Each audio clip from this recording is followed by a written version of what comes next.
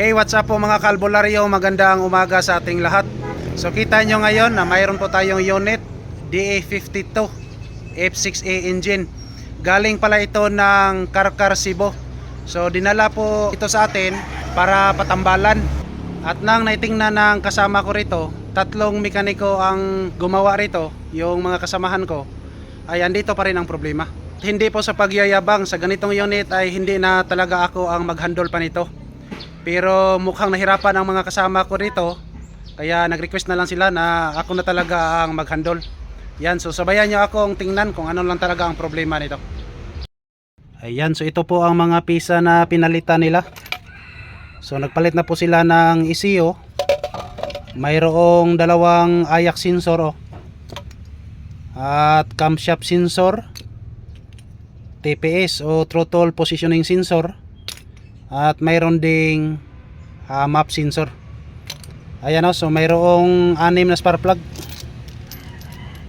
Yan po ang mga parts na pinalitan ng may-ari bago pa po sila pumunta rito. So ngayon, nang naitingnan ng kasama ko rito, ay super hard start talaga. Kaya nakadesisyon na po sila na palitan ng 3 igniter coil, 3 injector at oxygen sensor. At pagkatapos na nilang pinalitan ay andon pa rin ang problema. So ang ginagawa nila, nagpalit sila ng buong throttle body assembly. Yan, so marami po tayong pisa dito, kaya nagkiat na lang sila pangilis diring dapita. At pansin nyo ngayon mga kalbularyo, nang napalitan ng kasama ko yung gitudlo-tudlo ko doon, ay hanggang ngayon hindi pa rin na-resolve yung problema. So hindi pa nalutas ang problema at patuloy pa rin ang pag hard start at walang puwersa. Super palyado talaga ang makina. So ngayon, pandarin natin at observe po tayo. Engine start. Ayan o. So halatang halata na nagbuto-buto ang andar ng makina ngayon. So try nating ibirip ang makina. Ayan o. Sobrang palyado talaga. So okay na to ang wiring. Kita naman ninyo ang wiring dito ay nasa labas na. At hanggang ngayon hindi mo masabtan yung andar ng makina. Biglang tumataas yung minor at bumababa at walang puwersa. So tingnan natin sa ating X-ray machine kung mayroon bang fault code na lumalabas. So naka-indicate po dito ay no DTC. At alam ko naman na bago pa po ito dumating rito ay na-scan na po ito. So wala po tayong nakikita na fault code rito. Yan. So pandarin natin ang makina. Ayan o. So hindi naman lumalabas yung ATM indicator light. At pansin natin ngayon na ang andar ng makina ay sobrang palyado at sobrang taas ng idling dito. At nang silipin natin ang engine speed para makita natin kung ilan ang RPM nito. Ayan o. Kita naman natin ngayon ang engine speed ay naka 2000 RPM. So ibig sabihin ay sobrang taas ang idling natin ngayon.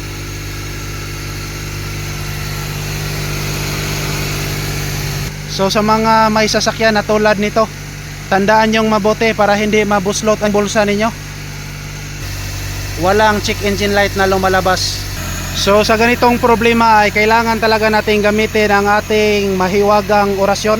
At siyempre, lagyan rin natin ng kunting bendisyon at hula-hula o sa Binisaya pa tagna-tagna. Wow! So bago pa po ako mag-proceed sa aking tagna-tagna, patayin muna natin ang makina at ibalik nating paandarin para malaman natin kung gaano ka hard start yung makina. Alright, so ibalik nating paandarin. Ayan o. So hard start na. Ayan. Halos hindi na umandar yung makina. Engine start. Ayan o. Umandar naman ang makina at sobrang long cranking. At pansin natin ngayon ay sobrang taas ang idling nito. Tingnan natin ulit rito sa ating X-ray machine. Ayan po mga kalbularyo, ay aabot na ngayon ng 2,100, 2,000 RPM. So ngayon, nang silipin na natin ang ating temperature gauge, ay hindi gumagalaw. Ayan, kita naman ninyo ngayon, hindi talaga gumagalaw yung temperature gauge. Alright, so patayin natin ulit, ibalik natin start. Hindi na umandar. Start. So hard start talaga, halos na hindi na umandar. Engine start. Ayun, ito po ang sinasabi ko sa inyo na super hard start. So ito po ang problema ng may-ari. Ito po ang kanyang main concern, kasi super hard start raw at palyado ang makina. So ibalik natin panda rin.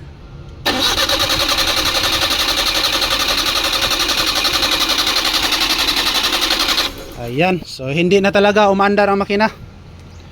So ngayon, pag makaranas po tayo ng ganito, unang-una po, dahil mayroon na po tayong ebidensya na hindi gumagalaw yung temperature gauge, punta na po tayo dito. Yan.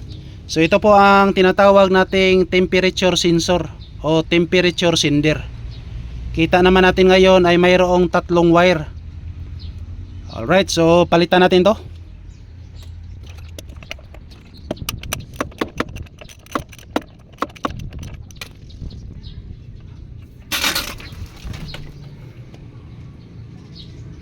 Ayan po mga kalbularyo. So ito po ang tinatawag nating temperature sender. At doble amping lang po tayo ha, pag magtanggal po tayo ng ganito. Huwag niyong gayahin ang ginagawa ko, kasi ang init pa ng makina ngayon, tapos tinanggal ko. So ito po ang ipagpalit natin. Ayan o, so brand new na temperature sender. At ito naman ang luma. So magkatulad lang po ang porma nila, 3 wires pa rin. Yan, so ikabit na natin para magkaalaman na kung uubra ba ang ating hula-hula diring dapita.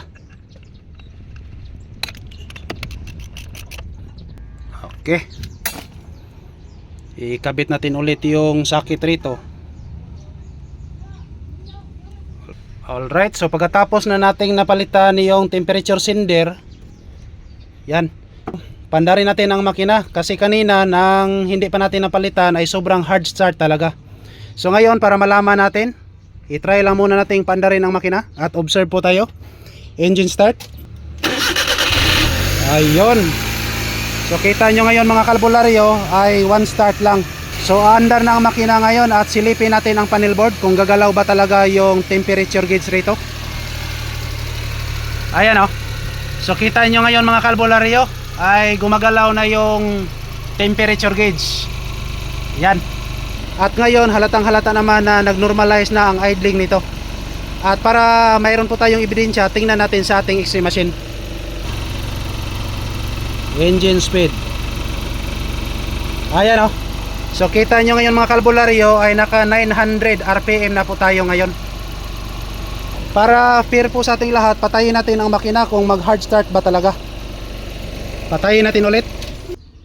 Ibalik natin paandarin. Ignition start. Ayun. So wala na ang hard start. At pakinggan nyo ang andar ng makina. So wala po tayong ibang pinalitan rito. Nagpalit lang po tayo ng temperature sender. So sa mga may-ari dyan, sa katulad nito na sasakyan, kailangan ay wala po tayong kumpiyansa, kahit wala po tayong nakikita na fault code kanina sa X-ray machine natin, ay kailangan pa rin natin na gumamit sa ating hula-hula. So ngayon ay declared problem solved na naman po tayo rito. Ito lang po talaga ang ating pinalitan. Alright, so last bunot, patayin natin ang makina, ibalik natin paandarin. Engine start. Alright, so ganyan lang po ang ating pinalitan mga kalbularyo. Problem solved once again. Maraming salamat po sa inyong panonood. As always, to God be all the glory. Thank you so much.